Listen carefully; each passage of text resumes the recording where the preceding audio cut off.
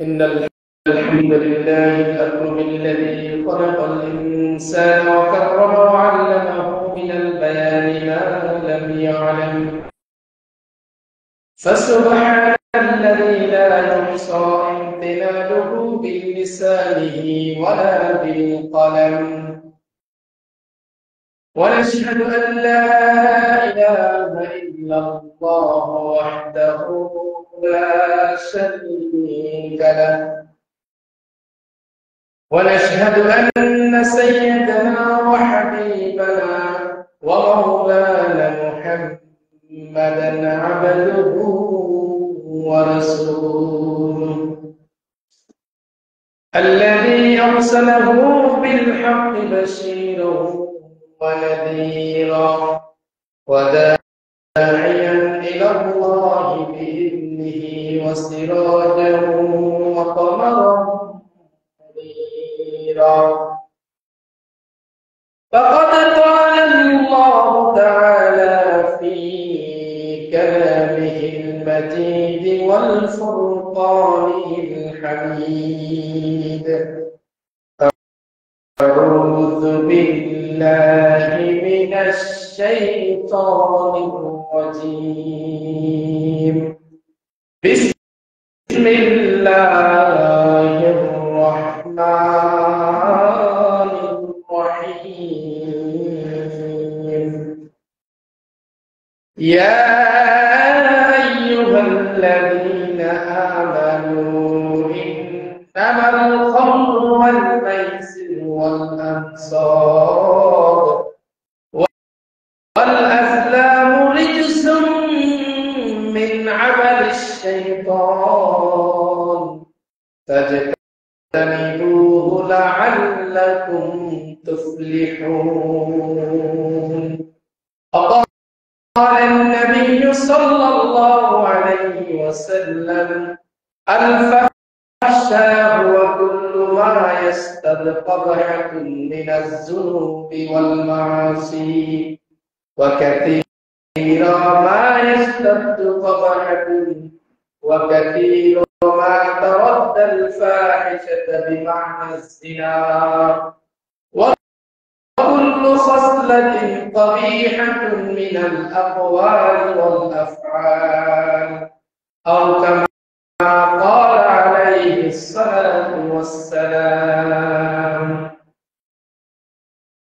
وقال تعالى: إن الله وملائكته يصلون على النبي يا أيها الذين آمنوا صلوا عليه وسلموا تسليما. اللهم صل على سيدنا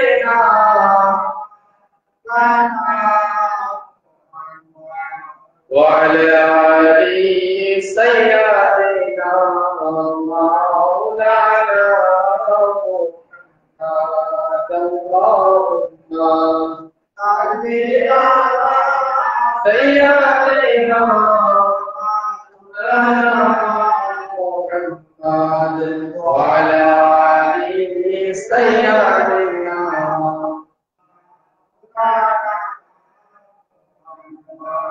কে বলে তুমি মরুভূমি, কে বলে তুমি মরুভূমি, কে বলে তুমি সর্বহারা, ওগো মদিনা মনোবরা হে, ওগো মদিনা মনোবরা। আল্লাহুম্মা সাল্লি আলা مولانا محمد وعلى آله سيدنا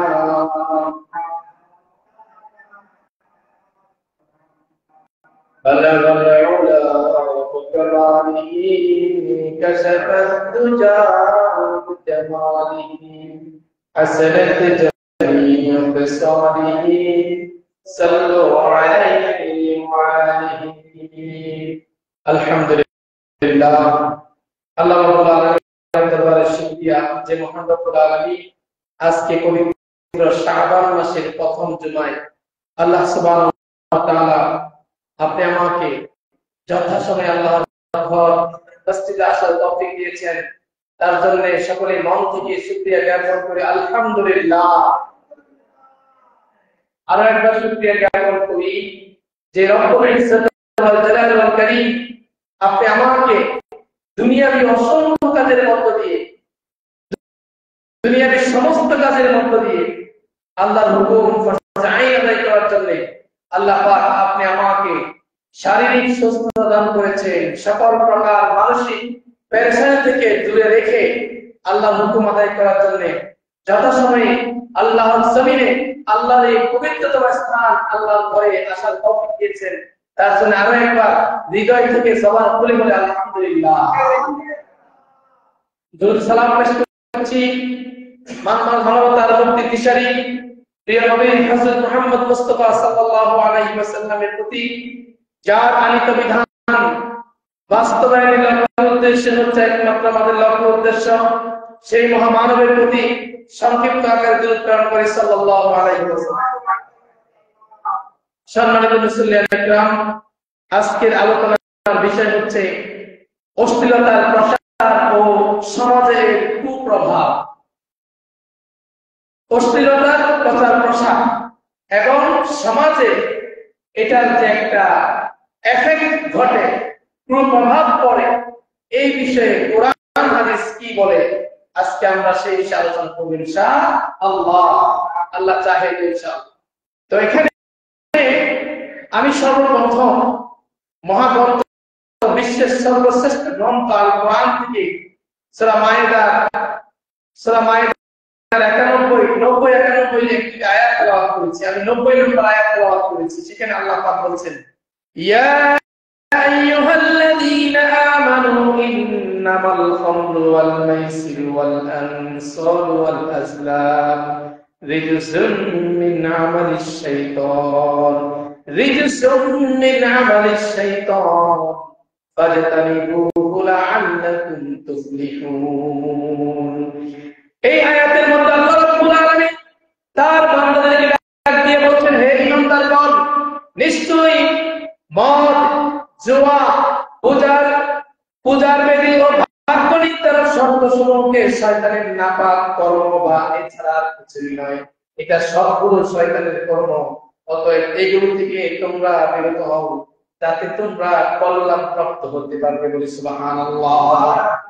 এখানে গুরুত্বপূর্ণ একটা বিষয় একটু খেয়াল করেন, ইয়া আইয়ুহাল্লাযীনা আমানু ইন্নামাল খামরু ওয়াল মাইসিরু ওয়াল আনসারু ওয়াল আজলাম রিজসুম মিন আমালিশ শাইতান। আল্লাহ পাক বলেন, হে ঈমানদার বান্দাগণ, এখানে ঈমানদারদেরকে উদ্দেশ্য করে উল্লেখ করে আল্লাহ পাক বলেন, নিশ্চয়ই তোমরা মদ, নিশ্চয়ই তোমাদের মদ, জুয়া, পূজার বেদি, মানে পূজার যে একটা বেড়া আছে, এই পূজার বেদি এবং ভাগ্য নির্ধারক শর্তসমূহকে, ভাগ্য নির্ধারক ষড়সমূহ শয়তানের নাপাক কাজ ছাড়া আর কিছুই না। নাউজুবিল্লাহ। এই যে কাজগুলো সবগুলো কার কাজ? শয়তানের কাজ। পূজা করা, মদ খাওয়া, জুয়া খেলা এবং ভাগ্য নির্ধারণ করার জন্য কিসের কাছে যাওয়া? কি বলে, গণকের কাছে যাওয়া। ভাগ্য নির্ধারণ করার জন্য গণকের কাছে যাওয়া, এই সবগুলো কার কাজ? শয়তানের কাজ। আল্লাহ পাক বলেছেন এগুলো নাপাক কাজ, শয়তানের কাজ। সুতরাং এটা থেকে তোমরা বিরত থাকো, এই কাজগুলো তোমরা বিরত থাকো, তাতে তোমাদের কল্যাণ প্রাপ্ত হবে। তোমরা সুবহানাল্লাহ। এরপরে আল্লাহ পাক বলেন, ইন্নামা ইউরিদুশ শাইতানু আন ইউকিআ বাইনাকুমুল আদাওয়াতা ওয়াল বাগদাআ ফিল খামরি ওয়াল মাইসির ওয়া ইয়াসুদ্দাকুম আন যিকরিল্লাহ ওয়া আনিস সালাত ফাহাল আনতুম মুনতাহুন। আল্লাহ রাব্বুল আলামিন এরপরে বলেন, শয়তান শুধু চায় মদ ও জুয়ার মাধ্যমে তোমাদের মধ্য মধ্যে পরস্পরের শত্রুতা বিদ্বেষ সৃষ্টি করতে এবং আল্লাহ স্মরণ ও সালাত হতে তোমাদেরকে বাধা প্রদান করতে। অতএব তোমরা নিবৃত্ত হবে কিনা সেটা তোমরা চিন্তা করো। শয়তান চায় তোমাদেরকে মদ এবং জুয়ার মাধ্যমে তোমাদের পারস্পরিক দুইজন সম্পর্কের মধ্যে কি শত্রুতা সৃষ্টি করে শয়তান এই মদ এবং জুয়ার মাধ্যমে। এরপরে আল্লাহ স্মরণ থেকে তোমাদেরকে দূরে রাখে। অর্থাৎ শয়তান সবসময় চায় মানুষ যেন সালাত আদায় না করে, মানুষ যেন নামাজের মধ্যে না যায়, মানুষ যেন ভালো কাজ থেকে দূরে থাকে। এটা শয়তানের কাজ, শয়তান সবসময় এটা চায়। অতএব তোমাদের এখন আল্লাহ বলছেন তোমরা চিন্তা করো তোমরা কোন দিকে যাবা। আল্লাহ পাক এখন মানুষদের কি বলছেন, তোমাদের চিন্তা এখন তোমরা কোন দিকে ধাবিত হবা। কি খারাপ কাজের দিকে যাবা না আল্লাহর দিকে যাবা, ভালো কাজের দিকে যাবা না মন্দ কাজের দিকে যাবা। এখন আল্লাহ বলছেন সেটা তোমাদের উপর ছেড়ে দিয়েছেন। আল্লাহ কিন্তু ভালো মন্দ দুটোই দেখিয়ে দিয়েছেন। বর্তমান বাংলাদেশ সহ সারা পৃথিবীতে অস্থিরতা ছয়লাভ চলছে। কথা বলে ঠিক কিনা? সারা পৃথিবীতে বাংলাদেশ সহ সারা পৃথিবীতে অস্থিরতা ছয়লাভ চলছে। এর প্রভাবে সমাজ কলুষিত হচ্ছে, নষ্ট হচ্ছে যুবকদের চরিত্র। কথা বলে ঠিক কিনা? দাম্পত্য জীবনেও এর বিরূপ প্রভাব পড়েছে। দাম্পত্য জীবনেও এটার বিরূপ প্রভাব পড়েছে। সমাজের মধ্যে চলছে বিচ্ছেদের ঘটনা। কথা বলেন ঠিক কিনা? আছে নাই? পারিবারিক জীবন অসুখীতা আছে নাই? শুধু বিচ্ছেদ। তাই অশ্লীলতা বন্ধের পদক্ষেপ নেওয়া জরুরি প্রত্যেকটা মুসলমানের। কথা বলেন ঠিক কিনা? প্রত্যেকটা মুসলমানকে সিদ্ধান্ত নিতে হবে অশ্লীলতা বন্ধ করুন। জায়গা থেকে ডাক দিতে হবে, প্রত্যেক এলাকা থেকে, প্রত্যেক সমাজ থেকে, প্রত্যেক ঘর থেকে এই আওয়াজ তুলতে হবে অশ্লীলতা বন্ধ করুন। কথা বলেন ঠিক কিনা?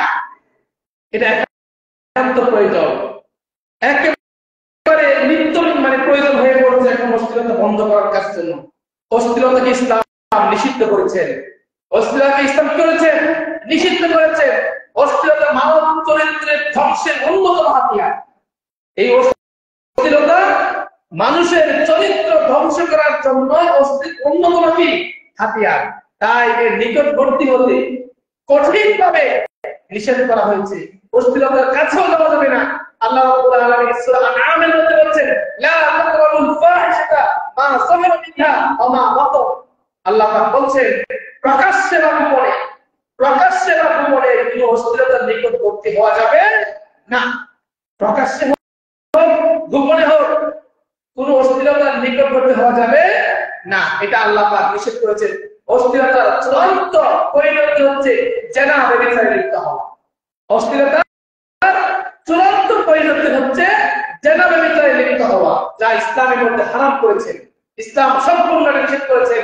এর কাছেও যেতেও আল্লাহ পাক নিষেধ করেছেন। আল্লাহ রাব্বুল আলামিন বলেন সূরা বনী ইসরাঈলের মধ্যে ওয়ালা তাকরাবুস জিনা ইন্নাহু কানা ফাহিশাতান ওয়া সাআ সাবিলা। তোমরা ব্যভিচারের নিকটবর্তী হইও না, নিশ্চয়ই এটা অশ্লীল ও খারাপ কাজ, নিকৃষ্ট পথ, সবচাইতে নিকৃষ্ট পথ। আল্লাহ পাক বলেন তোমরা ব্যভিচারের নিকটবর্তী হইও না, তোমরা ব্যভিচারের নিকটবর্তী হইও না, নিশ্চয়ই এটা অশ্লীল কাজ ও একেবারে নিকৃষ্টতম কাজ। আল্লাহ পাক দেখেন কত সুন্দর সতর্ক করে দিচ্ছে। অশ্লীলতার পরিচয় যদি আমরা খুঁজি, হুজুর অশ্লীলতা বুঝলাম, কিন্তু এটা কি কোন কাজ বা অশ্লীলতা, এটা একটু আমাদেরকে বুঝায় বলবেন কি? অশ্লীলতার পরিচয় সম্পর্কে বিভিন্ন মনীষীগণ বিভিন্ন উপমা দিয়ে থাকে। একজন আরবি লেখক উপমা দিয়েছেন আল ফাহশাউ হুয়া কুল্লু মা ইয়াস্তাদু তাবাহাতুন মিনাজ যুনুবি ওয়াল মাআসি ওয়া কাসীরুন মিনাত তারাদ্দাল ফাহিশাতু বিমানা আয-যিনা ওয়া কুল্লু ফাসলাতিন তাবিআতুন মিন আকওয়ালি ওয়াল আফআল। সেই আরবি লেখক আব্দুর রহমান মুবারকপুরী রাহমাতুল্লাহ আলাইহি উনি সুন্দর বর্ণনা দিয়েছেন। উনি বলছেন অশ্লীলতা হচ্ছে প্রত্যেক ওই জিনিস, অশ্লীলতা হচ্ছে প্রত্যেক ওই জিনিস যা পাপ ও অবাধ্যতাকে বৃদ্ধি করে, যা পাপ ও অবাধ্যতাকে বৃদ্ধি করে। মানে আপনার এটা বাধ্য না, কিন্তু আপনি অবাধ্য হয়ে কাজটা করছেন। পাপ আসক্ততাকে বৃদ্ধি করে। অধিকাংশ ক্ষেত্রে তা ব্যভিচারের অর্থ দেয়। অধিকাংশ ক্ষেত্রে এই পাপ কাজটা অর্থে দ্বারা ব্যভিচারের অর্থ দ্বারা। আর কথা ও কাজের মধ্যে প্রত্যেক মন্দ স্বভাবকে অস্থিরতা বলে। কথা ও কাজের মধ্যে কতগুলো মন্দ বাক্য আমরা ব্যবহার করি না, এটাকেই কিন্তু অস্থিরতা বলে। খেয়াল রাখবেন, আল-ফাহিশাতুজ জিনা ওয়া মা ইয়াশতাদু তাবাহাতুম মিনাস সুনুবি ওয়া কুল্লু মা নাহা আল্লাহু আযজা ওয়া জাল্লা আনহু।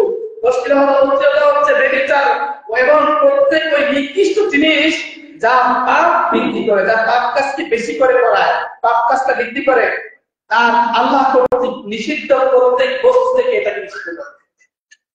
অস্থিরতার মাধ্যমে, অস্থিরতার প্রসারের মাধ্যম সমূহ কোন কোন কাজের কারণে, কোন কোন কাজ করলে সমাজের মধ্যে অস্থিরতা বাড়ে, এই বিষয়টা মনোযোগ দিয়ে শুনবেন।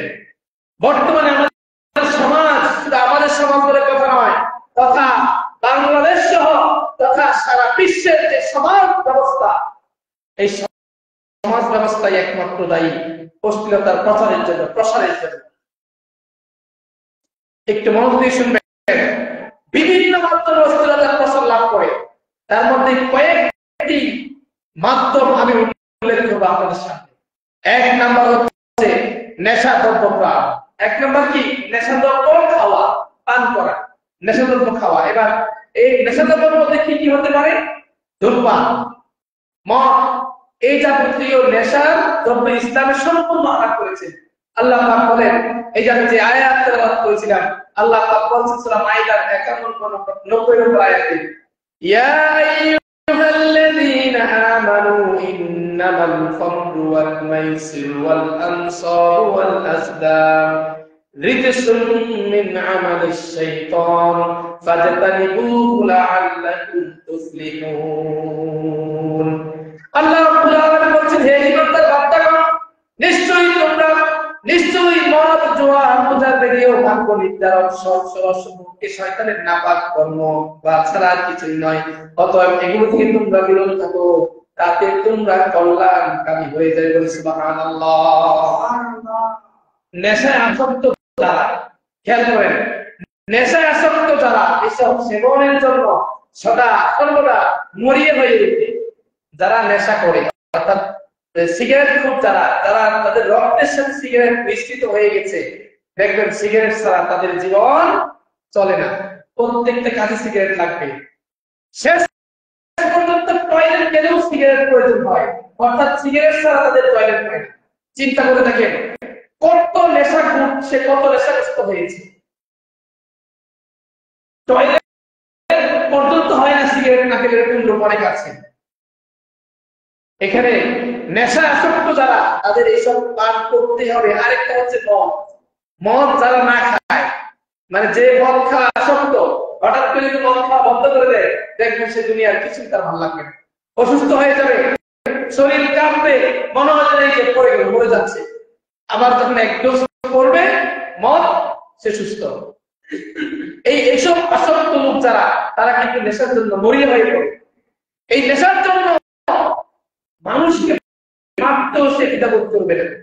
শুধু এই নেশার যখন টান ওঠে, যখন তা সংগ্রহ করতে পারে না, তখন বিভিন্ন অপরাধে সে জড়িয়ে পড়ে। নেশার যখন প্যারা ওঠে, যখন সে এটা সংগ্রহ করতে পারে না, তখন এই শুরু হয় বিভিন্ন কাজে, বিভিন্ন অন্যায় কাজ, খারাপ কাজ করার জন্য সে ধাবিত হয়ে পড়ে। আল্লাহ রাসূল সাল্লাল্লাহু আলাইহি ওয়াসাল্লাম বলেন, লা তাশরাবুল খামর ফাইন্নাহা মিফতাহু কুল্লি শাররিন। তুমি মদ পান করো, কেননা মদ সকল অনিষ্টের মূল। আল্লাহ রাসূল সাল্লাল্লাহু আলাইহি ওয়াসাল্লাম বলেন, লা তাশরাবুল খামর, তুমি মদ পান করো না। কেন? ফাইন্নাহা মিফতাহু কুল্লি শাররিন, সকল অনিষ্টের মূলই হচ্ছে মদ। যত খারাপ কাজ, যত ফিতনা কাজ আছে, এইসবের মূলই হচ্ছে মদ। তাহলে এক নম্বর আমি বলেছি নেশাদ্রব্য বস্তু, 2 নম্বর হচ্ছে ইন্টারনেট, 2 নম্বর কি? ইন্টারনেট। কথা বলতে 2 নম্বর কি? ইন্টারনেট, যেটা বর্তমানে প্রত্যেক যুবকের পকেটে পকেটে আছে। কথা বলে ঠিক কিনা? এই ইন্টারনেটের মাধ্যমে সারা বিশ্বে, শুধু বাংলাদেশে নয়, সারা বিশ্বে জিনা পাপাচার কাজ ছড়িয়ে পড়ছে। এই ইন্টারনেটের কল্যাণে যেসব সাইট থেকে আমরা সহজভাবে পণ্য ছবি দেখতে পাই, সেই সাইটগুলো কি কি? ইউটিউব, ফেসবুক, টুইটার, ইনস্টাগ্রাম ইত্যাদি মাধ্যমে পণ্য ভিডিও, কুরুচিপূর্ণ ছবি যেগুলো দেখার মতো না, এগুলো ছড়িয়ে পড়ে। বিশেষভাবে সামাজিক যোগাযোগ মাধ্যমে ফেসবুকে বর্তমানে তরুণ যুবকরা অতিমাত্রায় আসক্ত হয়ে পড়ছে। রাত্রে 12টা নয়, 1টা নয়, 2টা নয়, দেখবেন মোবাইল নিয়ে কাজ করে আছে। কথা বলেন ঠিক কিনা? মোবাইল নিয়ে গাছতলায় যেখানে বসার জায়গায় দেখবেন, আমি প্রায় সময় দেখি রাত্রে 12টা বাজে হয়েছে, আমার মসজিদের সামনে যে বসার সিট দিয়েছি এখানে বসে বসে মোবাইল ব্যস্ত। রাত্রে 12টা 1টা, কি বলবেন আপনি তাদেরকে? এইসবের কারণে তরুণদের চরিত্র নষ্ট হচ্ছে। কথা বলেন ঠিক কিনা? জড়িয়ে পড়ছে অবৈধ সম্পর্কের মধ্যে, অন্যকে অবৈধ বিবাহ জড়াচ্ছে, নিজেও করতেছে আবার অন্যকেও জড়াচ্ছে। তাহলে 2 নম্বর হচ্ছে ইন্টারনেট, 3 নম্বর হচ্ছে পর্নোগ্রাফি। 3 নম্বর কি? পর্নোগ্রাফি। বিশ্বে দেখেন, শুধু বাংলাদেশ নয়, বাংলাদেশ তথা বিশ্বের মোট ওয়েবসাইটের 12% এই বাংলাদেশ সহ সারা বিশ্বের ওয়েবসাইট যেটা আছে, ওয়েবসাইটের 12% অর্থাৎ 4.2 মিলিয়ন হলো পর্নো সাইট। 4.2 মিলিয়ন কি পর্নো সাইট। 65.5% ইন্টারনেট ব্যবহারকারীরাই পর্ন দেখে। নাউজুবিল্লাহ। 65.5% ইন্টারনেট ব্যবহারকারীরা কি দেখে? পর্ন দেখে। 400 মিলিয়ন ওয়েবসাইটের উপর করা জরিপেটা, 400 মিলিয়ন ওয়েবসাইটের উপর এই জরিপে এই সংখ্যা বের হয়েছে। 400 মিলিয়ন ওয়েবসাইটের জরিপ থেকে যেটা জানা যায় সেটা হলো প্রতি 8টি ক্লিকের মধ্যে একটা করে যৌন সাইট। নাউজুবিল্লাহ বলবেন না? প্রতি 8টা ক্লিক, 8 বার মোবাইলে ক্লিক করলে একটা করে যৌন সাইট, মানে এটা জরিপে দেওয়া গেছে। এই খাতের আয়ও কিন্তু অনেক বেশি, এই খাতের আয় কি অনেক বেশি। এই যে সাইট থেকে কোনো কথা বলতেছি, এটার থেকে আয়ের হচ্ছে কিন্তু অনেক বেশি। 2015 সালে শুধু এই খাত থেকে আয় হয়েছে প্রায় $28 বিলিয়ন। কত আয় হয়েছে? 2015 সালে এই খাত থেকে শুধু আয় হয়েছে $28 বিলিয়ন। এর মধ্যে শীর্ষ হচ্ছে, সব টপ 1 এর মধ্যে আছে আমেরিকা। 1 এর মধ্যে কি? আমেরিকা 1 নম্বরে আছে এটার মধ্যে। 2 নম্বরে একটু খেয়াল করেন, এই যে 2015 সালের যে শুধু এই খাত থেকে $28 বিলিয়ন, এর মধ্যে যে আমেরিকা আছে, এটা জরিপ বের করছে যাদের প্রতি 3 জনের, আমেরিকার মধ্যে এটা খেয়াল করেন, যাদের প্রতি 3 জনের মধ্যে একজন করে মহিলা। প্রতি 3 জনের মধ্যে একজন করে কি মহিলা। মানে ওই যে $28 বিলিয়ন যে ইনকাম করছে, এটা কাদের থেকে? আমেরিকার যে জনসংখ্যা আছে প্রতি 3 জনের মধ্যে একজন মহিলা। মানে 3 জন যদি এই সাইট ব্যবহার করে, তার মধ্যে একজন কি মহিলা। দ্বিতীয় নম্বর হচ্ছে ব্রাজিল, এটা থেকে অনেক টাকা আয় করেছে। 3 নম্বর হচ্ছে পাকিস্তান, 4 নম্বর হচ্ছে চীন। এই 4টা রাষ্ট্র টপ 10 এর ভিতরে 1, 2, 3, 4 এর মধ্যে আছে, যারা এই ওয়েবসাইট ব্যবহার করে লক্ষ কোটি কোটি ডলার ইনকাম করছে। ওদের 2015 সালের জরিপ অনুযায়ী হিসাব বের করলো, প্রতি 3 জন মধ্যে একজন মহিলা, 2 জন পুরুষ এই সাইট ব্যবহার করতেছে। এবার চিন্তা করে দেখেন। আবার এবার যদি বাংলাদেশের দিকে আসি, বাংলাদেশেও কিন্তু এই পণ্যের ব্যবসা কম নয়। এটার মধ্যে জরিপ আছে 2013 জুলাই মাসের যে প্রকাশিত বাসাসের একটা রিপোর্ট বলা হয়েছে, রিপোর্টে বলা হয়েছে ঢাকার বিভিন্ন সাইকেল ক্যাফেতে প্রতি মাসে 3 কোটি টাকার মূল্যের পণ্য ডাউনলোড করা হয়। এই সকল পণ্যের ভিজিটরদের মধ্যে 77% স্কুল কলেজ পড়ুয়া ছেলে মেয়ে। নাউজুবিল্লাহ বলবেন না? এটা হচ্ছে জরিপে বের হলো 3 কোটি টাকার মূল্যের পণ্য ডাউনলোড করা হয়। তার মধ্যে এই সকল পণ্যের ভিজিটর যারা, মানে যারা দেখে এই পণ্যগুলো, তাদের মধ্যে 77% হচ্ছে স্কুল কলেজ পড়ুয়া ছেলে মেয়ে। আর বাকিরা হচ্ছে অন্য সাইডের ছেলে মেয়ে, মাদ্রাসা, বিভিন্ন অঞ্চলের সামাজিক যারা পড়ালেখা করে না এরকম লোক। বর্তমানে নিঃসন্দেহে এর পরিমাণ অনেক বেশি, অনেক বেশি। কথা বলছি কিনা? এটা 2013 সালের কথা বললাম, তাহলে এরপরে এখন কি আরো বাড়ছে না? যেমনি ভাবে জনসংখ্যা বাড়ছে তেমনি ভাবে অন্যায় কাজের পরিমাণ বেড়েছে। তিনটা পয়েন্ট বললাম। 4 নম্বর আসেন, 3 নম্বর আসেন, এবার হচ্ছে গান বাজনা, যেটার কারণে সমাজে অস্থিরতা বৃদ্ধি পায়। 3 নম্বর কি? গান বাজনা। এবার আসেন, গান বাজনা, বাদ্যযন্ত্র অস্থিরতার অন্যতম উৎস। গান বাজনা, বাদ্যযন্ত্র অস্থিরতার একটা অন্যতম উৎস, যেখান থেকে অস্থিরতা সৃষ্টি হয়। কোন কোন গানে এমন পরিপূর্ণ উত্তেজনা থাকে, উত্তেজনার কথা থাকে, যেখানে যুবক যুবতীরা অবৈধ কর্মের প্রতারিত হয় এই গান শুনলেই। আছে না নাই? এইসব গান শুনলেই অধিকাংশ যুবক যুবতীরা কি অবাধে মিলামেশায় লিপ্ত হয়ে যায়। অনেকেই সময় কাটানো বা বিনোদনের জন্য টিভি সিনেমায় নাচ, গান, মুভি ইত্যাদি দেখে থাকে, যা পরিবার ও নিজের মধ্যে অশ্লীলতা ছড়াতে ভূমিকা রাখছে অনেক বেশি। যেই ঘরে নেটযুক্ত সংযুক্ত টিভি আছে, যেই ঘরে ইন্টারনেট সংযুক্ত টিভি আছে, তার বাইরে যেতে হয় না। যার পকেটে অ্যান্ড্রয়েড সেট আছে, তার বাইরে যেতে হয় না, কোথাও যেতে হয় না, নীরবে সে অনলাইন কাজ করতে পারে। কথা বলেন ঠিক কিনা? 4 নম্বর, বিনোদন স্পট। বিনোদন স্পট। এবার বিনোদন স্পট কি? মানে আনন্দ দেওয়ার জায়গা। আছে না নাই? কথা বলেন, আছে না নাই? আপনারা যারা মুরব্বী হয়েছেন তারা কি ইয়ং বয়সে দেখেন নাই যে আনন্দ দেওয়ার জায়গা আছে না? আপনি বিভিন্ন এলাকায় যারা দেখবেন একটা পার্ক করে রাখছে, নীরব এলাকা, এখানে ঘোরাঘুরির জায়গা, সেখানে গিয়েও তারা বিভিন্ন আনন্দ নেওয়ায় অন্যায় কাজে লিপ্ত হয়। আছে না নাই? এই বিনোদনের স্পট, বিভিন্ন বিনোদনের স্পটে নির্বিঘ্নে উপকরণ করার মতো পরিবেশ সৃষ্টি করা হয়েছে। আমরা ইন্টারনেটের মাধ্যমে জানতে পারি চট্টগ্রামের বিভিন্ন অঞ্চল, রাঙামাটির বিভিন্ন অঞ্চল, ঢাকার বিভিন্ন অঞ্চল, ময়মনসিংহের বিভিন্ন অঞ্চল, অর্থাৎ প্রত্যেকটা জেলার বিভিন্ন অঞ্চলে এরকম এই অস্থিরতা ছড়ানোর জন্য বিভিন্ন স্পট করে রেখেছে। কিছু কিছু স্পট নাম করা, যেখানে আপনি গেলে লাইসেন্স দিয়ে অনলাইন কাজ করতে পারবেন, কোনো সমস্যা নাই। আছে না নাই? এগুলো কেন হয়েছে? আজ ইসলামী রাষ্ট্র ব্যবস্থা না থাকার কারণে, রাষ্ট্রের মধ্যে ইসলামী আইন না থাকার কারণে এইসব অন্যায় কাজগুলো প্রকাশ্যে হচ্ছে। কথা বলেন ঠিক কিনা? 5 নম্বর হচ্ছে সহশিক্ষা। 5 নম্বর কি? সহশিক্ষা। এটা খুবই গুরুত্বপূর্ণ বিষয়। দেখেন, শিক্ষা প্রতিষ্ঠানের ছেলে মেয়ে, যুবক যুবতী, নারী পুরুষ সহশিক্ষা একসাথে বসার স্থান, একসাথে বসার স্থানে সেই জায়গায় কিন্তু অহরহ প্রতিনিয়ত নানান দুর্ঘটনা ছড়াচ্ছে। আল্লাহ রাসূল সাল্লাল্লাহু আলাইহি ওয়াসাল্লাম বলেন, আল-মারআতুন আওরাতুন ফাইদা খরাজাত ইস্তাশরাফা শাইতান।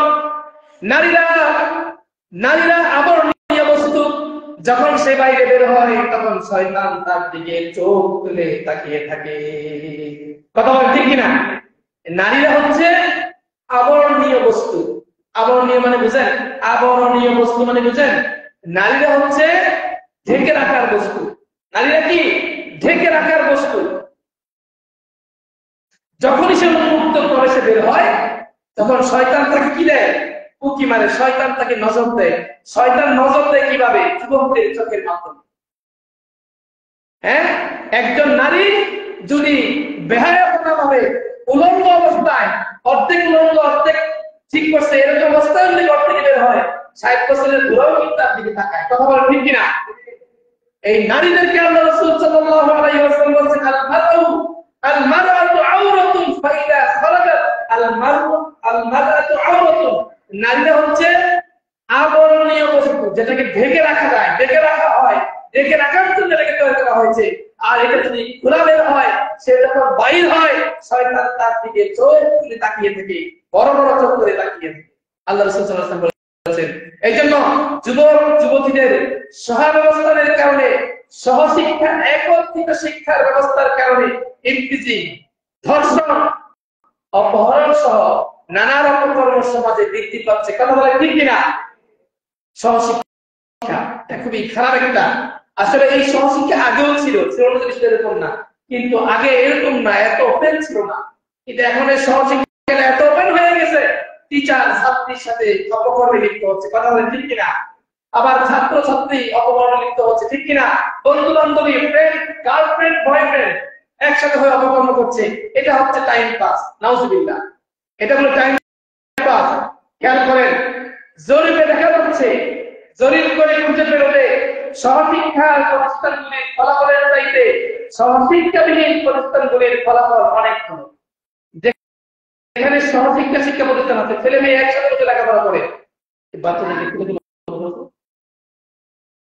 যেই প্রতিষ্ঠানে ছেলে মেয়ে একসাথে লেখাপড়া করে, সেই প্রতিষ্ঠানের চাইতে যেই প্রতিষ্ঠানে ছেলে আলাদা মেয়ে আলাদা পড়াশোনা করে, তাদের রেজাল্ট অনেক ভালো, অনেক ফলাফল ভালো করেছে। এরকম অসংখ্য জরিপ প্রমাণ আছে। সহশিক্ষা প্রতিষ্ঠানের অনেক শিক্ষার্থী অল্প বয়সে অবৈধ প্রেমে ছড়িয়ে পড়ে।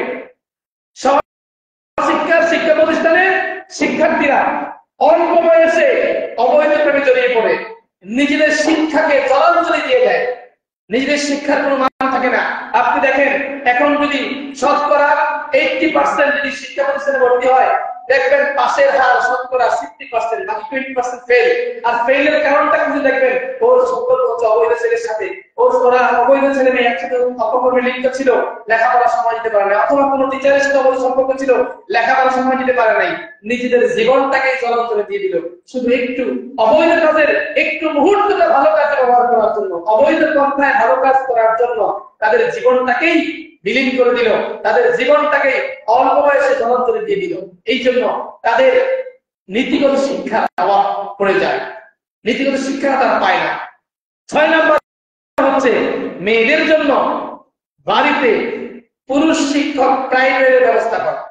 এটার জন্য কিন্তু সমাজে নোংরা, সমাজে অবৈধ কাজ প্রচার হয়। কিভাবে? খেয়াল করেন, বর্তমান সারা বিশ্বে, বাংলাদেশ সহ সারা বিশ্বের অশ্লীলতার প্রসারের আরেকটি অন্যতম কারণ হলো মেয়েদেরকে পুরুষ শিক্ষকের কাছে প্রাইভেট করানো। মেয়েদেরকে পুরুষ শিক্ষকের কাছে প্রাইভেট করানো। আপনার মেয়ে যদি ক্লাস 7-8 পড়ে, তাহলে মেয়ের বয়স কত হবে? একেবারে কম হলো 14-15, নাকি 12 থেকে উপরে থাকবে। একটা মেয়েকে যখন ক্লাস 7-8 পড়ে, সে অবশ্যই 12 থেকে উপরে। ওই মেয়েকে কোন ভরসায় একটা পুরুষ শিক্ষকের কাছে প্রাইভেটে পাঠাচ্ছেন? কোন ভরসায়? হোক সে হুজুর, হোক সে মৌলবী, হোক সে মাওলানা, হোক সে শিক্ষক, যত বড়ই বুজুর্গ হোক না কেন, মোম আর আগুন একসাথে হলে মোম কি ঠিক থাকে? কথা বলেন, আগুন আর মোম যদি একসাথে করা হয়, মোমটা কি ঠিক থাকে? তাহলে আপনি হুজুর হিসেবে তার কাছে একটা 12-15 বছর মেয়েকে আপনি পাঠিয়ে দিলেন প্রাইভেট পড়ানোর জন্য। এটা হচ্ছে অপকর্ম করার অন্যতম মাধ্যম, অন্যতম কারণ। কোন মহিলাকে, কোন মেয়েকে পড়ানোর জন্য আপনি মহিলা শিক্ষিকা রাখেন, অথবা পড়ানোর অন্য কোনো পন্থা অবলম্বন করেন, কিন্তু কোন পুরুষ শিক্ষকের কাছে এক মেয়েদেরকে শয়তান তাদেরকে অন্যায় থেকে রোধ পরিচিত করবে 100%। রাসূলুল্লাহ সাল্লাল্লাহু আলাইহি ওয়াসাল্লাম বলেছেন, আল্লাহ রাসূল সাল্লাল্লাহু আলাইহি ওয়াসাল্লাম বিষয়ে বলেছেন, লা ইয়াহমুনা রাজুলুন বিআমরাতিন ইল্লা কানা যালিকাহুমা আশ-শাইতান। নিশ্চয়ই কোন পুরুষ কোন নারীর সাথে একত্রিত হলে তৃতীয় ব্যক্তি যেটা সহযোগিতা করবে, আর সেটা হলো শয়তান। কোন পুরুষ কোন মহিলা একত্রিত যদি হয়, সেখানে 3 নম্বর ব্যক্তি একজন থাকবে, সেটাকে শয়তান। কিছুদিন আগে, 1 বছর প্লাস বা 2 বছর এরকম হবে, একটা ঘটনা আমাদের এলাকারই। সন্ধ্যার পরে বাজারে যাচ্ছিলাম, হঠাৎ গিয়ে দেখি একটা জায়গায় একটা মেয়ে দাঁড়িয়ে আছে। তো সন্দেহ লাগলো আমার, কারণ আমরা তো এমনিতেই সন্দেহজনক, দিনের বেলা দেখলেও সন্দেহ লাগে, আর রাত তো আরো বেশি। তো কথা সাহস পাইলাম না, চলে গেলাম। গিয়ে ওখানে আবার আমি একটু, আমার নজরটা কিন্তু এদিকেই ছিল, কিরে ওখানে এই মেয়েটাকে একা দেখলাম কেন, আর এই মেয়েটা দাঁড়িয়ে বা কোথায়? তা আমি কিছু লোক সেট করলাম ওখানে, একটু খবর নিবি। 1 ঘন্টা পর আমি আবার চলে আসতেছি এশার নামাজ পড়ানোর জন্য। আসার পথেই যা ভাবছি তাই হয়েছে, মানে কারোর জন্য অপেক্ষা করছে, সে আসবে। তখন ওখানে যখন ঘটনা দেখলাম, দেখে আমি চলে আসলাম, নামাজ পড়াইতে হবে, চলে আসলাম। আইসা ওই মেয়ে অভিভাবক ফোন দিলাম যে এখন আপনার মেয়ে কোথায়? কয় হুজুর প্রাইভেট পড়াইতে পাঠাইছিলাম। কোথায় পাঠাইছেন? অমুক স্যারের কাছে। আমি বললাম আপনার বিবেক কোথায়? একজন মেয়েদের বয়স কম হলো 14 থেকে 15 বছর, আপনি সেই মেয়েদেরকে একা একা সন্ধান করে প্রাইভেট পড়াই দিচ্ছেন। আপনার মেয়ের জীবন বড়, আপনার মেয়ের ইজ্জত বড়, নাকি পড়ালেখাটা বড়?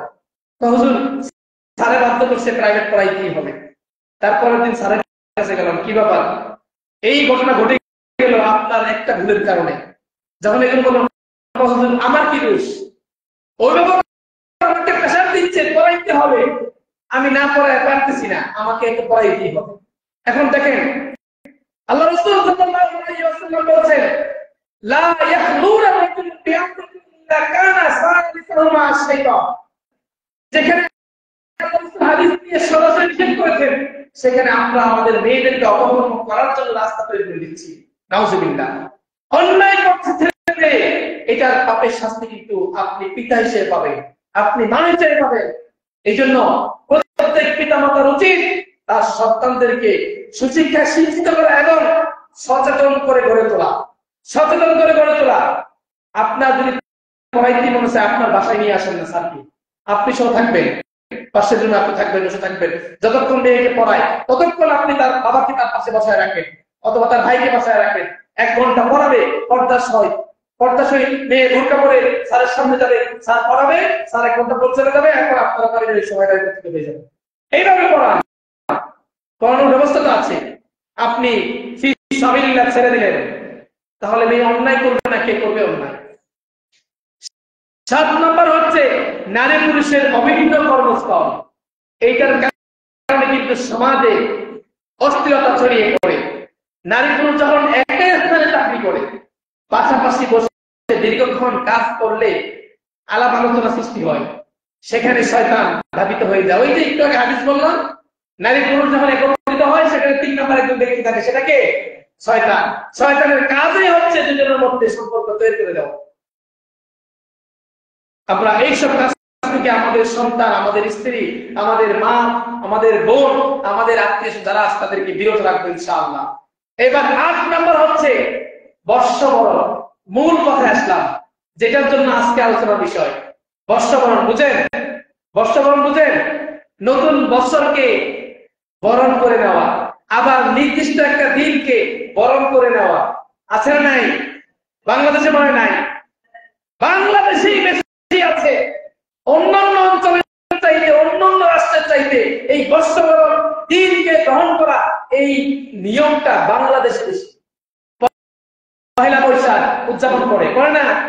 অসংখ্য কাজ সেদিন হয়। সামনে আসতেছে, এটা কি মাস? এখন চলতেছে কি মাস?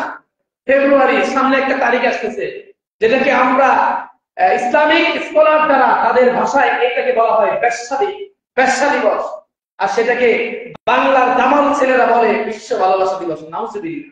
কিসের বিশ্ব ভালোবাসা দিবস? যেই দিবসে অনেক নারীরা শিকার হয়, অনেক ছেলেরা জন্য সুযোগ পায়, তাদের আবার কিসের ভালোবাসা দিবস? তাদের আবার কিসের ভালোবাসা দিবস? আমার বুঝে আসে না। আমি যুবকদেরকে বলছি, এই ইন্টারনেট ব্যবহার করুন সৎ কাজে। ইন্টারনেট সৎ কাজে ব্যবহার করে অনেক লোক ধার্মিক হয়ে গেছে, আছে নাই? অনেক ছেলে ইন্টারনেট ব্যবহার করে হাদিস কুরআন জেনে এখন 5 ওয়াক্ত নামাজি হয়ে গেছে, আছে নাই?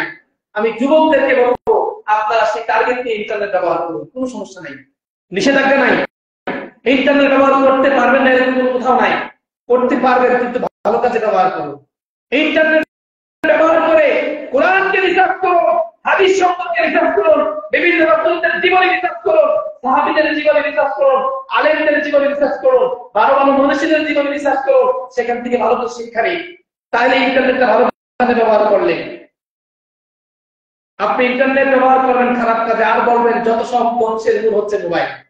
আপনি নিজে ব্যবহার করবেন, আমি নিজে ব্যবহার করবো, আর বলবো যত ধ্বংসের মূল হচ্ছে মোবাইল। কেন? আপনি মোবাইল থেকে ভালো কাজে বের করেন না, আপনি ইন্টারনেট থেকে ভালো কাজে ব্যবহার এই স্মার্টফোনটাকে আপনি স্মার্টফোন ব্যবহার করে আপনি নিজে স্মার্ট হয়ে যান না।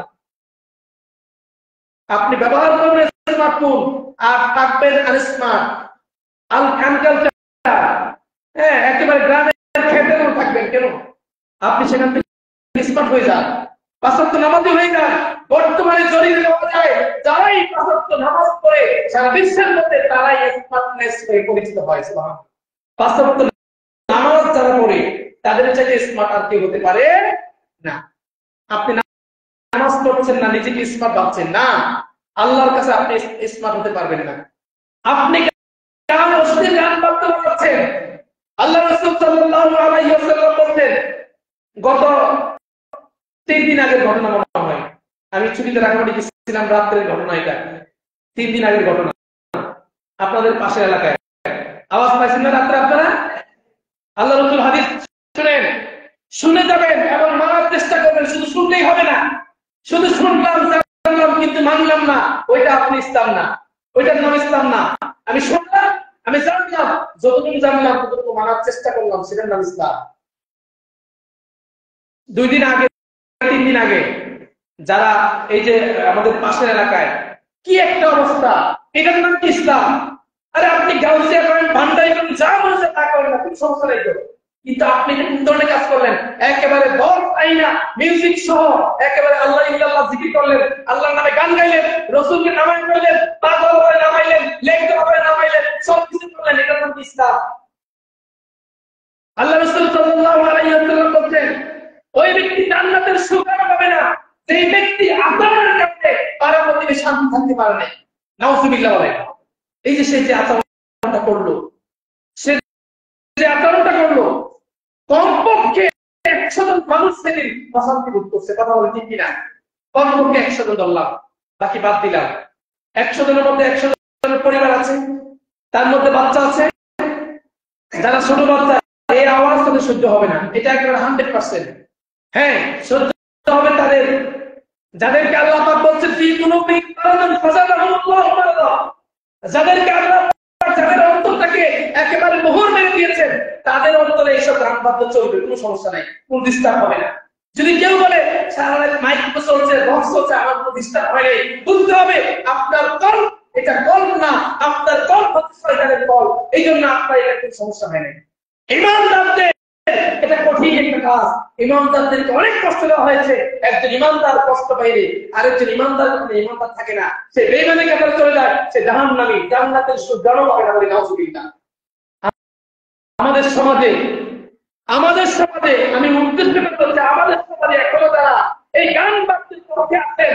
আমি বলবো আল্লাহর রাস্তায় এই পথ থেকে ফিরে আসেন, এই পথ থেকে ফিরে আসেন। এটা খারাপ কাজ, এটা গুনাহের কাজ। একদিকে আমরা নামাজ পড়ছি না, আরেকদিকে পাপ কাজ করে বলতেছি এটা কিসের পাপ? একদিনে না করছে, আরে হুজুরে বয়ান করুক না, সমস্যা কি? নাউযুবিল্লাহ। আপনার ইমান আপনি নষ্ট করে দিলেন এই কথাটা বলে। একদিকে তো অন্যায় কাজ করছি, আরেকদিকে কেউ যদি নামাজের কথা বলে, কেউ যদি ভালো কথা বলে, তার প্রতিবাদ করছে, আরে আমার এখানে নামাজের কথা বলবে, জায়গায় নামাজের কথা বলেন, আছে না নাই? কথা বলা আছে না নাই?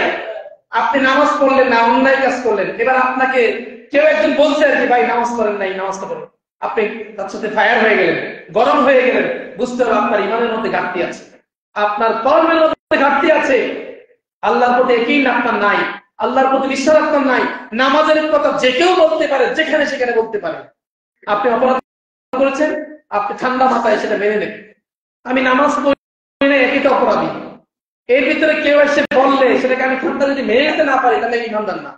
যারা অন্যায় করে, অন্যায় থেকে মেনে নিতে হবে যে আমি অন্যায় করেছি, এই জন্য বলছে। হ্যাঁ, আপনার যদি বিষয়টা তখন খারাপ লাগে, আপনি তাকে পার্সোনালি বলবেন, ভাই আপনি এই কাজটা তো, এই কথাটা তো আমাকে অন্যভাবে বলতে পারতেন, অন্য জায়গায় নিয়েও বলতে পারতেন, আমার একটা প্রেস্টিজ আছে না?